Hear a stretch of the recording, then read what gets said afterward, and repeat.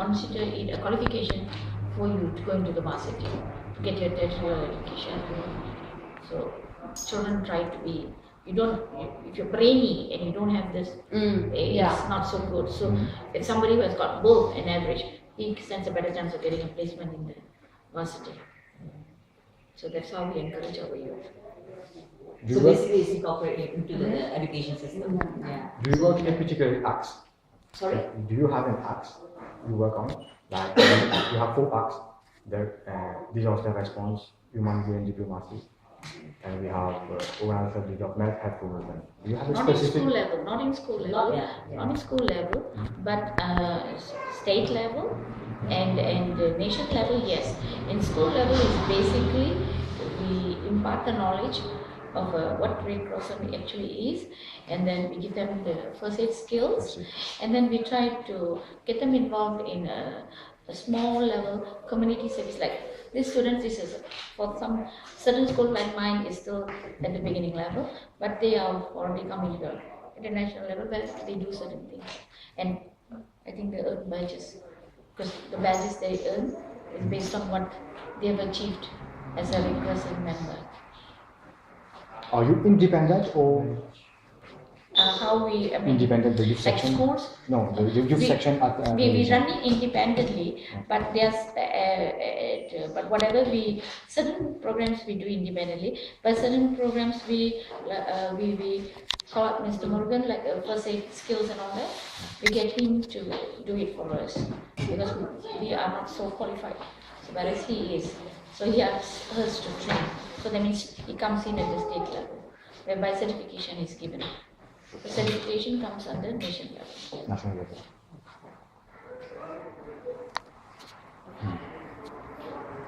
But you have got a long way to go. A very long way to go. You got to sketch them young.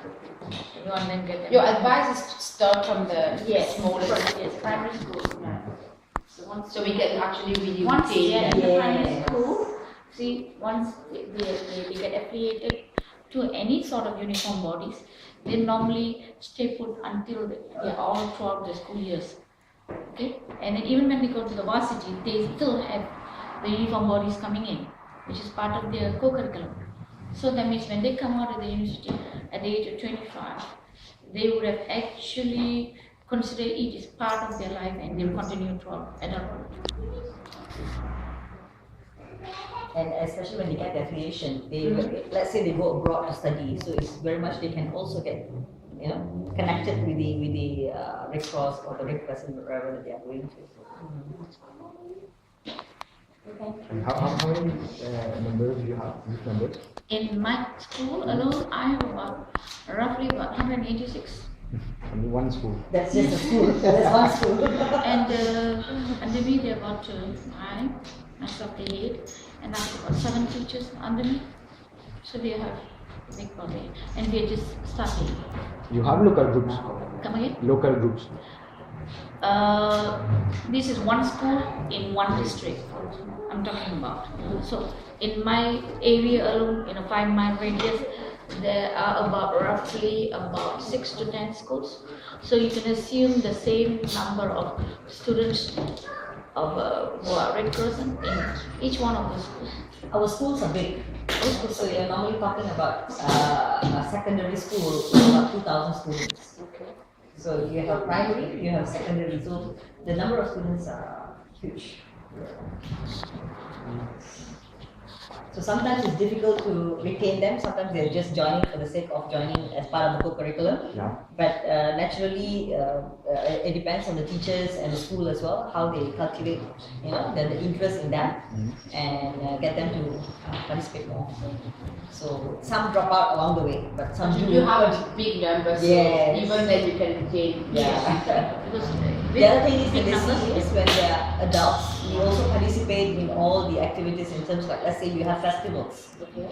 So you actually have the Red Crescent team being there as a first aid support team. Okay. So it's not just during disaster, during whatever, but it's during festivals as well, as a help out, because some people faint because of the crowd and everything. So there are first aid booths being set up. So that kind of encourages the team to participate, the school students to participate, especially the senior students. We also do that on So Thursday. even in schools, when we have a small, we have the Red Crescent as a team that takes care of the injured, the one who fainted, what not. So that means they directly don't take part. Some of them don't take part in the sports. They run the backup as for taking care of injured students. And we're going to have an ambulance standby where any injury is very bad, we need to take care. And even on everyday running of the school, if a child is sick suddenly and the guardian can't come and fetch him, we have a sick bay whereby we have at least one member of the present will be with the child until the parent comes to fetch him. And if the parent will come and fetch, the child will be under the care of at least one Red Crescent. So in that way, the children feel the importance of being a member. So, and I mean, it's not that they just join and there's nothing to do. So there's something to do. So we have events. We have a lot of sports. We have road runs. We have what do you call any number of any sports events. We have matches. We have Red Crescent members on standby providing first aid.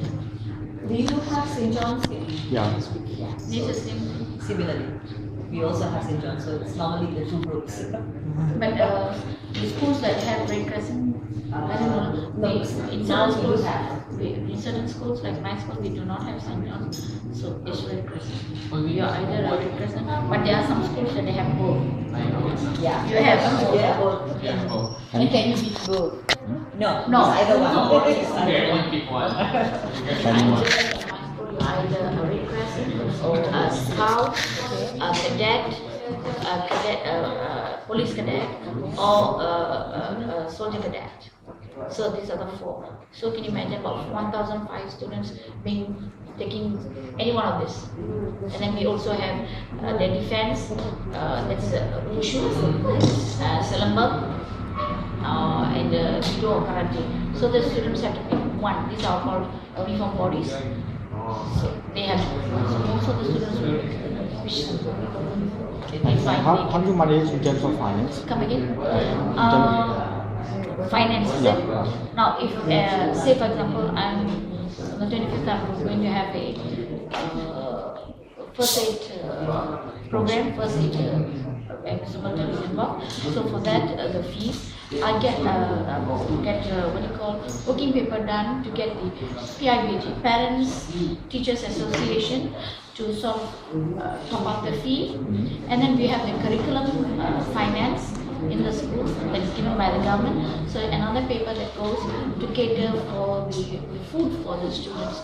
And if that is not enough, then only we collect from the students. But per se, in my society, I do not collect money on a monthly basis. I only collect if there is no other revenue, and then only I collect from the students. That which is usually the last resort. So it's basically done through the PIBG, Parents Teachers Association, and of course the money that the government has given to carry out curriculum, co-curriculum activities.